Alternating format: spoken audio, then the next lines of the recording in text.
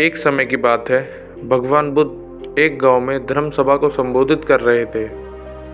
लोग अपनी विभिन्न परेशानियों को लेकर उनके पास जाते और उसका हल लेकर खुशी खुशी वहां से लौटते।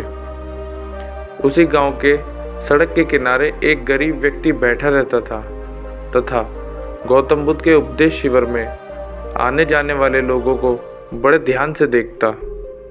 उसे बहुत आश्चर्य होता कि लोग अंदर तो बड़े दुखी चेहरा लेकर जाते, लेकिन जब वापस लौटते तो बड़े खुश और प्रसन्न दिखाई देते।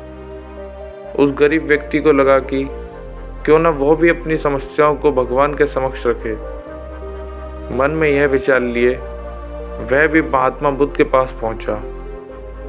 लोग पंक्तिबद्ध होकर अपनी समस्याओं को बता रहे थे।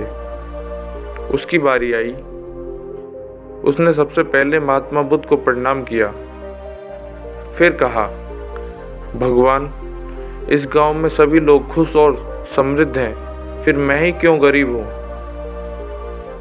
इस पर उन्होंने मुस्कुराते हुए कहा, तुम गरीब और निर्धन इसलिए हो क्योंकि तुमने आज तक किसी को कुछ नहीं दिया है।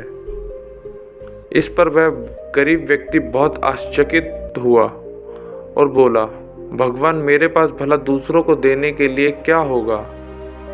मेरा तो स्वयं का गुजारा बहुत मुश्किलों से हो पाता है। लोगों से भीख मांग मांग कर पेट भरता हूँ। भगवान बुद्ध कुछ देर शांत रहे, फिर बोले, तुम बड़े अज्ञानी हो। औरों के साथ बांटने के लिए ईश्वर ने तुम्हें बहुत कुछ दिया है। मुस्कुराहट दी है जिससे तुम लोगों में आशा का संचार कर सकते हो। मुख दिया है ताकि लोगों से दो मीठे बोल बोल सकते हो, उनकी प्रशंसा कर सकते हो। दो हाथ दिए हैं, लोगों की मदद कर सकते हो। ईश्वर ने जिसको ये तीन चीज़ें दी हैं वह कभी गरीब और निर्धन हो ही नहीं सकता। निर्धनता का विचार आदमी के मन में होता है। यह तो एक भ्रम है, इसे निकाल दो।